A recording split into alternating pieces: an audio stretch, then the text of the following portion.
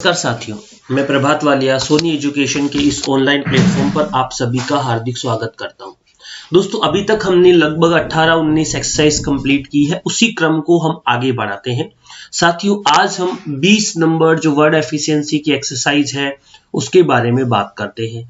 शुरुआत से लेकर अंत तक मैं कोशिश करता हूं कि आपको हर चीज समझ आए, लेकिन दोस्तों साथियों एक प्रैक्टिकल बात आप लोगों को मैं समझा देता हूं। जहां से आप शुरू कर रहे हैं, जो चीज आप समझने की कोशिश कर रहे हैं, अगर उस पर अच्छे से ध्यान देते हो, उसको तरीके से सोल्व करते हो, तो आपको कहीं भी कोई दिक्कत नहीं होगी।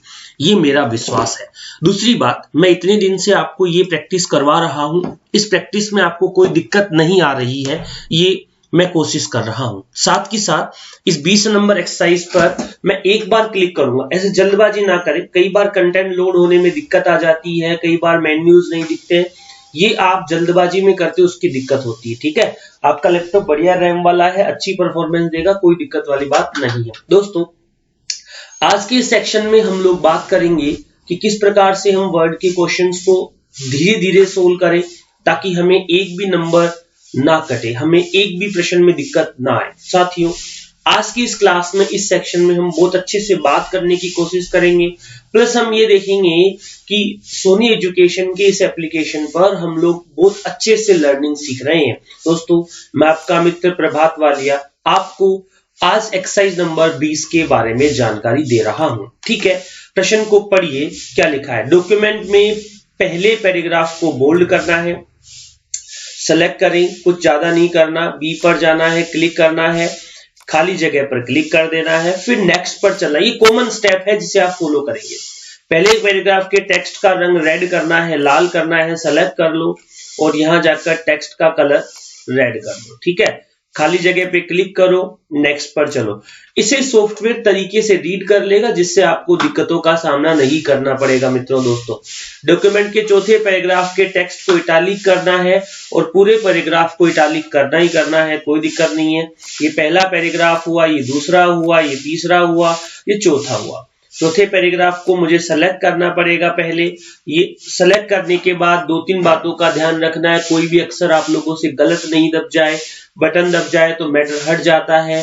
कंट्रोल जेड करना होता है, कंट्रोल जेड वहां काम नहीं करता है। बहुत सारी परेशानी उधर जाकर आप लोगों को आती है। तो मैं उम्मीद कर रहा हूं कि मैं जो सेक्शन ले रहा हूं आपको बहुत अच्छे से समझ आ रहा है और कहीं भी किसी भी प्रकार की समस्या आप लोगों को नहीं है। साथियों, मित्रों, हम हर एक उस चीज को सिखाने की कोशिश कर रहे हैं, आगे बढ़ाने की कोशिश कर रहे हैं जो आपके एग्जाम ओरिएंटेड है, जो आपके एग्जाम में काम आ रही है। ठीक है, डॉक्यूमेंट के चौथे पैराग्राफ के टेक्स्ट को इटालिक करना है, तो चौथे पैराग्राफ को सेलेक्ट करना है। मैं माउस की सहायता से सेलेक्ट कर लेता हूं, क्योंकि मैंने बहुत बार कंप्यूटर चलाया है।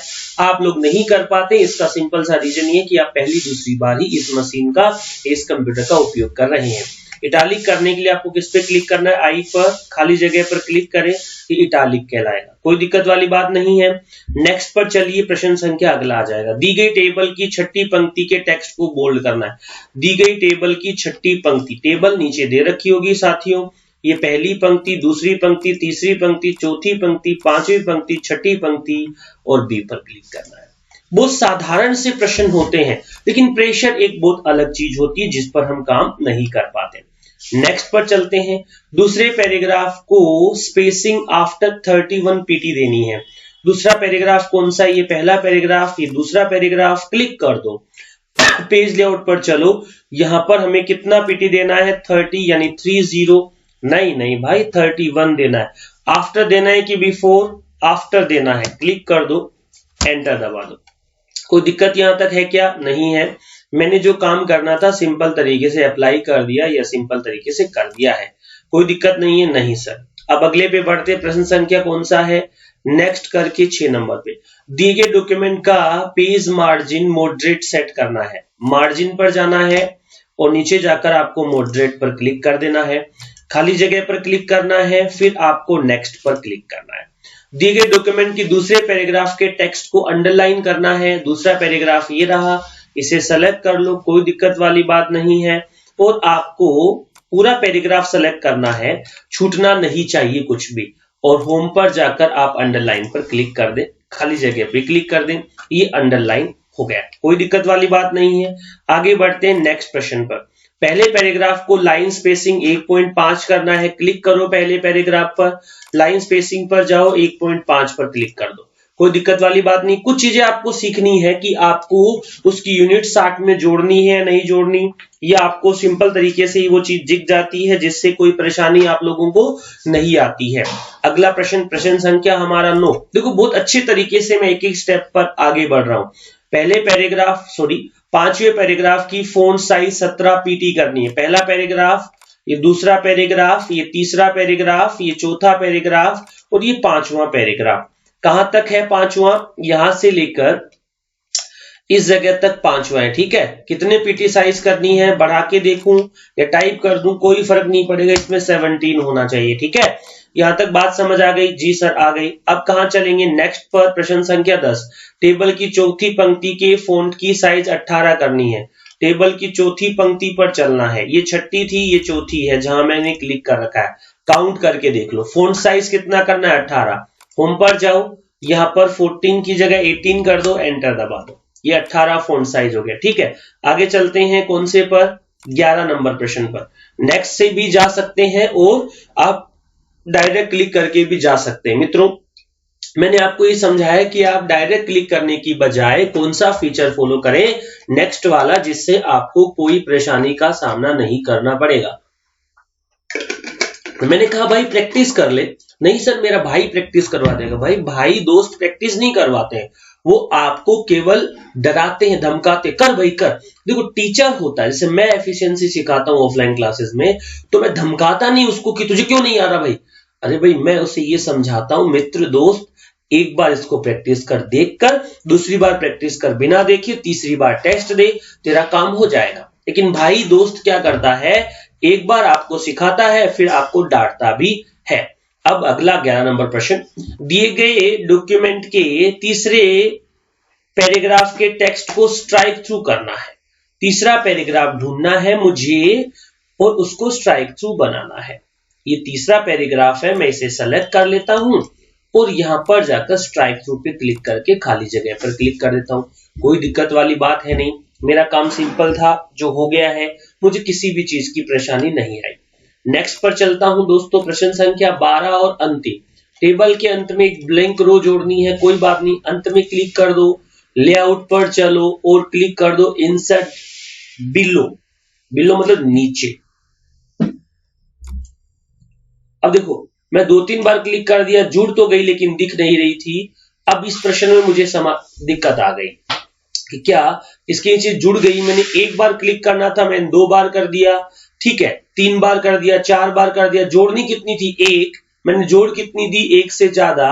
एक बार मैं चेक कर लेता हूं कि क्या मैंने इस काम को बिल्कुल सही किया है।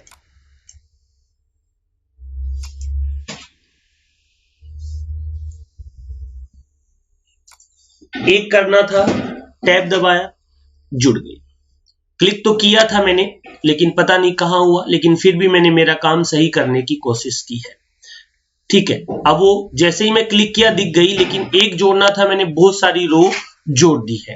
अब क्या करूं सर, मैंने एक जोड़नी थी, जोड़ 1 से ज्यादा दी।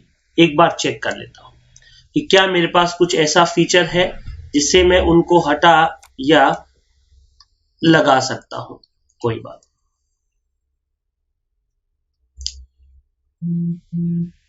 मैं भी फिलहाल तो कंट्रोल Z का गेम खेल रहा हूं, अगर उससे कुछ कर पाया तो ठीक है। हाँ, ये प्रश्न था 11वां। क्या कह रहा था? स्ट्राइक थ्रू करना है तीसरे पैराग्राफ को। स्ट्राइक थ्रू हम वापस कर लेते हैं, ठीक है। मेरी बात कर दिया हमने, ठीक है। अब हम नेक्स्ट पर चलते हैं। क्या कह रहा है? टेबल के अंत में ब्लैंक रो जोड़नी है। बस शो नहीं हो रही थी, लेकिन आप तो क्लिक करो, टैब दबाओ, खाली जगह पे क्लिक करो, अपना काम खत्म हो गया। वैसे होनी वहां से भी चाहिए, लेकिन मैंने जानबूझकर ही देखा कि मुझे किसी भी प्रकार की गलती का सामना ना करना पड़े, इसलिए मैंने कंट्रोल Z कर दिया। फिर भी चेक करते हैं, पेपर हमारा खत्म हो गया, मैं सबमिट कर लेता हूं। क्योंकि सॉफ्टवेयर है सर, अपन इंसान है तो हमने गलती की, उसे रिवर्ट किया, मान लिया, लेकिन सॉफ्टवेयर को बड़े मतलब आसान तरीके से नहीं, तरीके से सोल्व करना होता है। अगर हमने सभी काम सही किए हैं तो हमारे 50 में से 50 नंबर आ रहे हैं। साथियों मित्रों देख लीजिए, मैंने हर एक प्रश्न को ठीक किया, जो गलत किया उसे एक बार अंडू कर लिया। ये 3 बार अंडू करने की फैसिलिटी आपको पेपर में दी जाती है। कितनी बार अंडू कर सकते हैं आप? 3 बार अंडू कर सकते हैं, कोई दिक्कत वाली बात नहीं होगी। दोस्तों इस सेक्शन में, इस क्लास में हम इतनी ही बात करने वाले हैं। अगले सेक्शन के लिए आप सभी लोगों का धन्यवाद, आभार।